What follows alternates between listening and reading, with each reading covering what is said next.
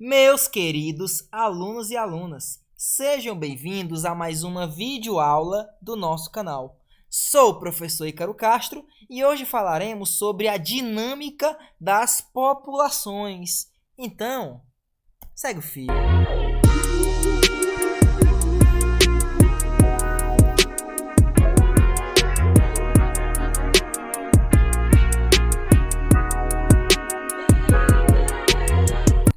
A dinâmica da população, ela se refere basicamente ao crescimento, à diminuição de uma certa população. E o crescimento populacional ou a extinção de uma população não é algo novo. Já existem vários estudos relacionados a essa temática, inclusive estudos que utilizam a população humana como parâmetro. Um dos estudiosos principais nessa área foi o Thomas Malthus, esse aqui da foto. Ele, inclusive, formulou uma ideia de que, em breve, em um certo momento, a população mundial humana iria entrar em colapso. Por quê? Porque o alimento ele cresce em progressão geométrica. A população ela cresce em progressão geométrica. 2, 4, 8, 16, 32. Então, veja, vai sempre duplicando. Já o alimento, ele não aumenta em proporção geométrica, mas sim em proporção aritmética. O que é que você quer dizer com isso, professor? Que em algum momento, como está aqui observado no gráfico, a quantidade de alimentos ela vai ser menor do que a quantidade de pessoas. Ou seja, não vai ter alimento para sustentar todas as pessoas. Então, Thomas Malthus disse que nesse período o mundo iria entrar em um colapso. O Thomas Malthus só não acertou por um motivo, porque nós tivemos avanços científicos e tecnológicos que permitiram aumentar de forma significativa a produção de alimentos. Mas se isso não tivesse acontecido, com certeza nós teríamos tido esse colapso, onde não haveriam alimento suficiente para a população humana e outras populações. Então, o crescimento da população humana é algo que vem assustar a gente. Hoje, nós estamos com quase 8 bilhões de habitantes. 7 bilhões e alguma coisa, porque todo dia, claro, aumenta.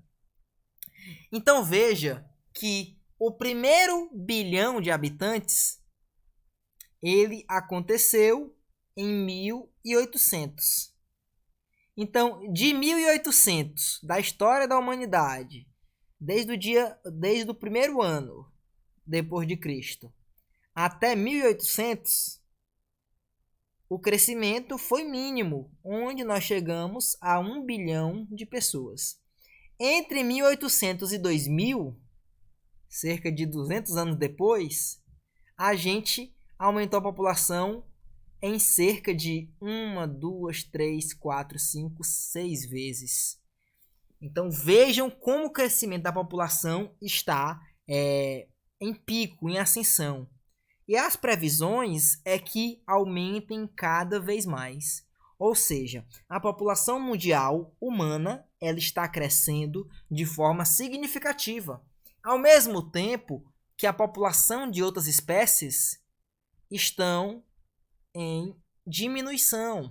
Porque, é claro, o crescimento populacional ele demanda recursos. E esses recursos eles são retirados de outras espécies. Então, com isso, a população humana vai crescendo. Com certeza, outras populações da natureza elas vão, com certeza, em geral, diminuindo. Mas, claro, existem populações que se dão bem com seres humanos. Por exemplo, os ratos. Quando aumenta ser humano, aumenta rato, porque tem mais alimento para eles. Baratas, por exemplo, aumenta ser humano, aumenta barata, porque tem mais alimentos. Enfim, algumas populações se beneficiam Mas muitas populações naturais que estão restritas a florestas, a matas, enfim, elas diminuem devido à competição de recursos ou mesmo a utilização da mata para a construção de casas, enfim, tudo aquilo que é gerado pelo crescimento da população humana. Então, as populações, elas são compostas por espécies. Então, indivíduos de uma mesma espécie formam uma população. Mas aí vem a pergunta, o que é espécie? Darwin, inclusive, quando fez o seu livro, que intitulou Origem das Espécies, ele foi perguntado por um naturalista qual o conceito de espécie. E ninguém até hoje conseguiu formular um conceito bom, verdadeiro de espécie. Mas o Darwin teve uma resposta bem inteligente e falou o seguinte: todos nós temos uma certa noção do que é espécie. E é justamente isso que eu sintetizo aqui nesse livro. Mas ele não elaborou um conceito. Ernest Mayr, ele tentou elaborar um conceito. E ele falou que são grupos de populações naturais que cruzam entre si e estão reprodutivamente isoladas de outros grupos semelhantes. Mas esse conceito tem um problema. Qual, professor? É que bactéria, por exemplo, não cruza entre si. Elas se reproduzem de forma assexuada, assim como árqueas. Então quer dizer que bactéria não é espécie? Claro que é. Então aí nós temos um pequeno problema. E segundo, é difícil testar essa hipótese. Porque ele fala assim, ó, grupo de populações naturais que cruzam entre si e estão reprodutivamente isoladas de outros grupos semelhantes. É muito difícil você testar se uma população A consegue cruzar com a população B, uma vez que de forma natural eles podem não fazer isso. E o segundo ponto, mas se eu pegar um indivíduo da população A e colocar para cruzar com o da B em cativeiro, serve? Não serve, porque cruzamento em cativeiro ele muda a dinâmica da espécie. Então isso não conta. Então essa proposta do Mayr, ela é difícil de ser também testada e não engloba todas as espécies. Então há um consenso que é muito difícil conceituar espécie, mas uma forma mais abrangente é dizer que são organismos que possuem aspectos morfológicos, ou seja, anatomia, fisiológicos, bioquímicos e genéticos característicos para um grupo de indivíduos. Esse aqui é o termo mais correto. Ou seja, o Homo sapiens, por exemplo, que é a espécie que a gente participa, ele tem certas características morfológicas, por exemplo, cabeça, tronco, membros, a forma, enfim, toda uma conjectura de estruturas.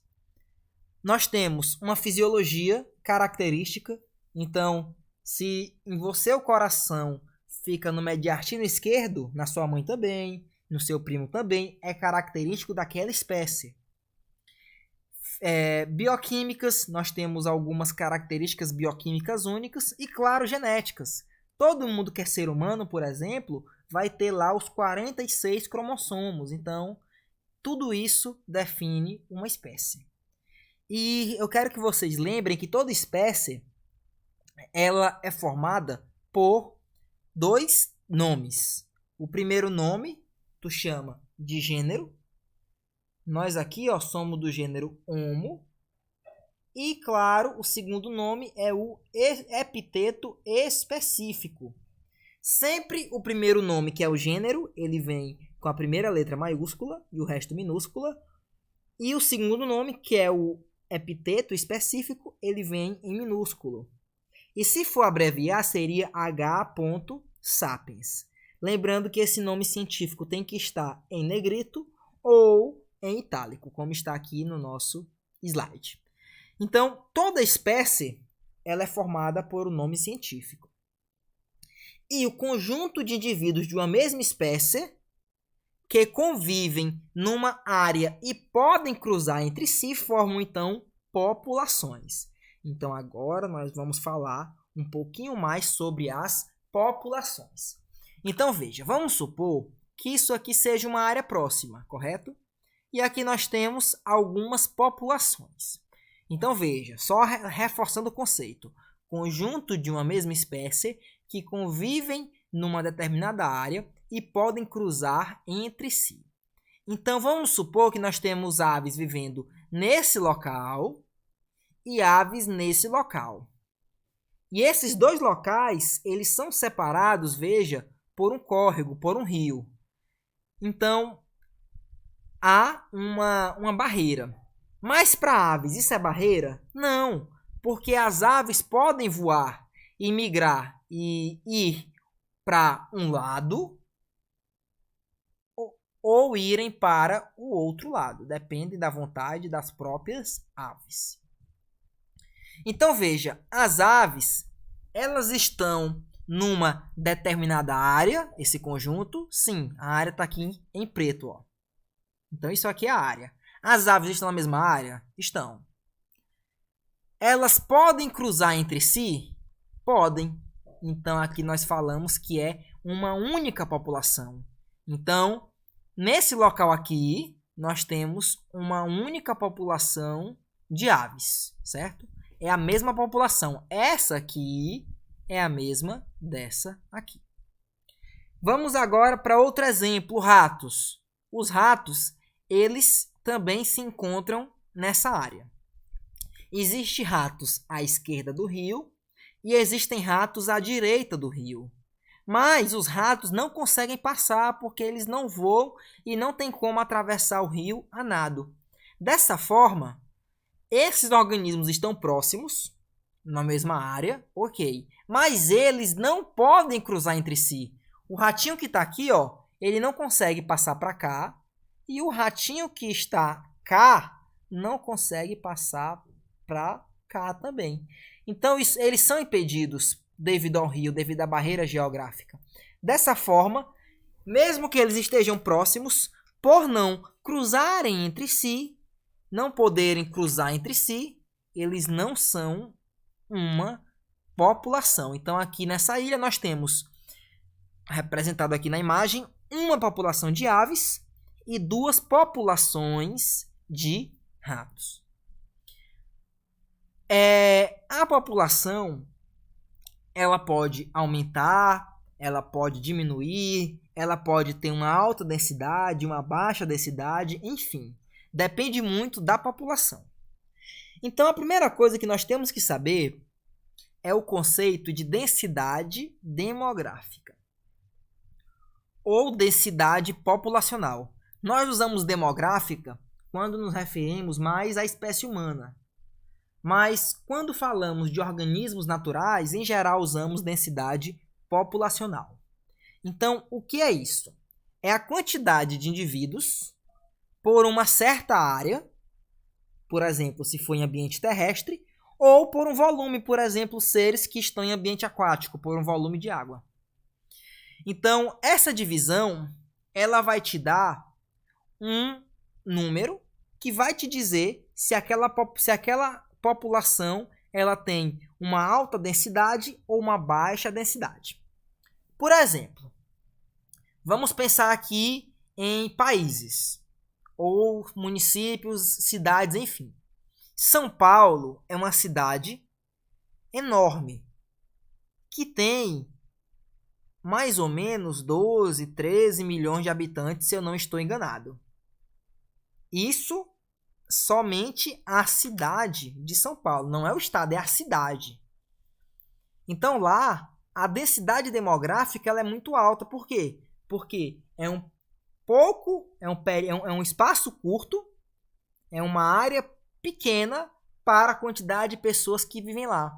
Ou mesmo na China. A China tem uma alta densidade demográfica. Por quê? Porque é uma área pequena para a quantidade de pessoas que vivem naquele ambiente. Esses aspectos também são vistos para avaliar, por exemplo, se uma espécie ela está bem adaptada a um certo habitat. Por exemplo, as onças elas são espécies que têm baixa densidade demográfica. Primeiro, porque elas estão sendo extintas. por muito tempo se faz uma cultura de matar esses organismos ou mesmo de desmatar as áreas que essas espécies vivem. Segundo, elas precisam de uma grande quantidade de território para conseguirem ter alimento e se sustentar.